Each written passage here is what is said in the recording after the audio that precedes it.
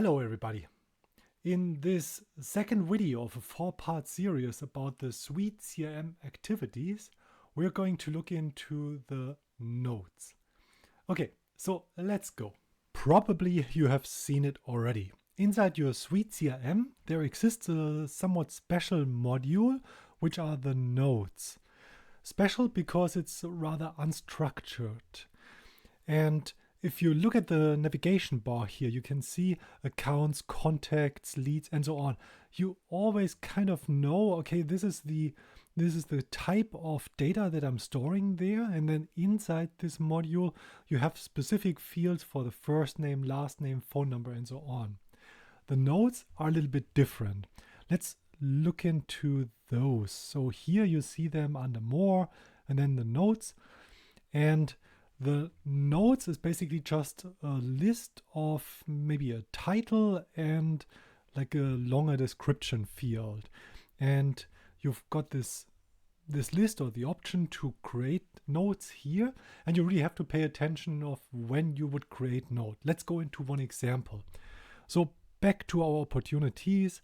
Maybe here we talk to Alison about the details with the installation. And now, very specifically for her case, in this specific opportunity, they already have 2 existing machines or whatever, and our product needs to be implemented into the production line or integrated into the production line so that it works seamlessly. And then maybe it makes sense to create a node. Where to do this? So here again in our activities and history panels, there's the opportunity, but not inside the activities. Here, as you can see, the node is missing, but inside my actions, create a node. That means SuiteCRM supposes that your node is being taken because you gained some knowledge, and now it's basically a documentation of the history, and therefore you would create the node here inside your history, inside the past knowledge. So does it make sense to select a contact? Yeah, because we talked to Alison, she knows what's this about. Then again, the flex relate field here, you can relate this to other modules as well. But since we have been inside our opportunity and created this node from the subpanel of the opportunity, this opportunity that we've just been in has been linked automatically, and I want to keep it this way. So, and now the subject is the required field because the CRM system expects some field to click on for the link. And I would just add some details here, details about installation or whatever for the product line and the integration of the machinery or so. So, and then how do we continue, or what else do we have here? We have, for instance, an attachment. Remember, we have contacted the production department already, and they have sent an installation manual. So I can simply select the PDF file and add it here. And then maybe I write some more notes and details about this specific case. That's pretty much it. And we don't have any other fields to fill out. That's what it makes it a bit unstructured. So I've got the subject and the node. It's basically almost everything that I have here. And after even attaching some PDF file, I can save this. I will be redirected back to my opportunity.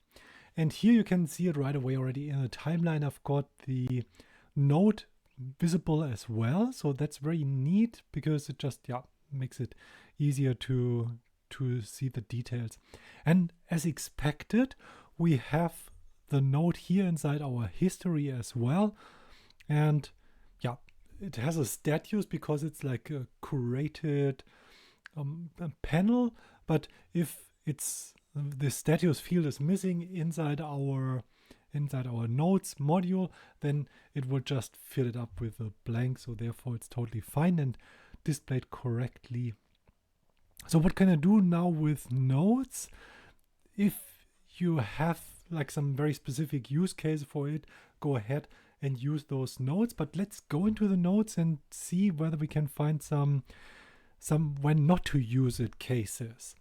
So let's go through those. Call information. Calls, this will be the next video. is another module of the activities, and there you've got the name of the call and the option to add some details, some description of the calls. So not really necessary to add the information here unless you don't want to have this in the call for whichever reason. Maybe it's like a more general note about the company or so, and then maybe it makes sense, but maybe then you should call it something different. Met at SugarCon 2010. Maybe here it would make sense if you have this as a something like a history on the lead itself. So it's just a note for yourself with you met there and maybe some details that you've spoken about. Here again, the attend CRM acceleration event in Asia. Well, it sounds to me like a campaign, not like a note.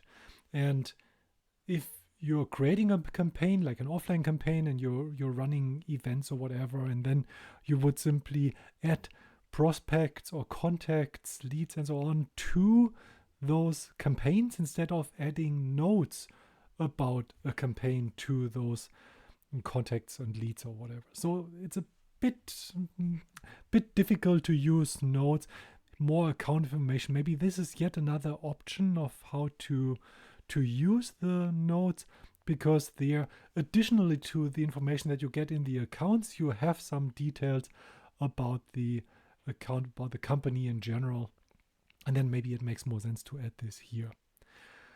The disadvantage about notes is you can just not easily use them in workflows or in reports, in analysis. So therefore, use them sparingly.